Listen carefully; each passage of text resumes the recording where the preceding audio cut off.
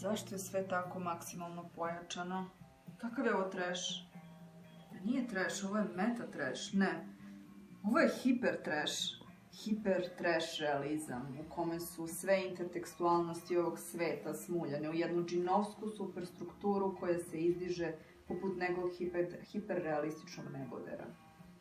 U njoj su sabijene sve mudrosti ovog sveta, mitovi svih civilizacija, fantazije, patenata, futurističke ideje, stihovi Marine Tucaković, nadogradnje noktiju, teleshopovi, Kirby uređaji, MTV spotovi, kemp kostimi, paganski običaji, ateizam i grčki krstovi, Bang & Olufsen uređaji, plastične patkice, sve jebene rasprodaje ovog sveta, turističke atrakcije, smog, naftne bušotine, supernove i replike iz američkih sitkoma. Sve se sabija.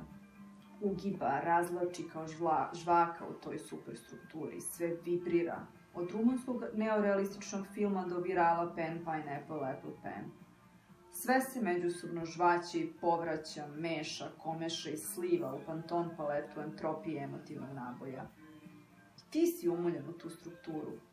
Praviš neke ogradice kad ti se posreći, iza kojih izoluješ tragove homogene smese, svoje male mikrouniverzume u kojima je stvarnost jednoobrazna, kreirana po tvom ukusu. Dok ti ne uleti neki medijski kurac pa te podsjeti da si deo hipertrash realizma.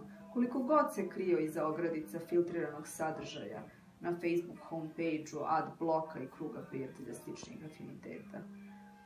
Niko nije nevin u doba hipertrash realizma, niko nije dosledno pedantan, svi su ukaljani i svi doprinose ekološkoj katastrofi koju ta superstruktura nameće Savdijevom habitatu dok se gnoji među njegovim promišljenim kubusima. Spustio se na klupu i zaplakao, čvrsto stežući makaze u rukama. Kada mu se telo ohladilo, a suzni kanali presušili donoseći mu mir, shvatio je da je sve ovo posljedica umora i postseksualne depresije. Sinoć je definitivno izgubio nevinost drugi put.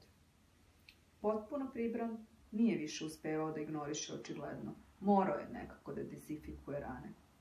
Dogegao se do kuće i nasuo flašu vodke na jedno od čistih krpa iz kuhinje. Prelazio je njom preko rana. Peklo je. Fragmentor jauče. Fragmentor je napet. Smiraj dolazi. Uzeo toalet papir i obmotao ga ko butine na mestima uboda. Papir je bio dovoljno kvalitetan da može to da izdrži. Selotejpom ga je zalepio poprečno da ga pričvrsti.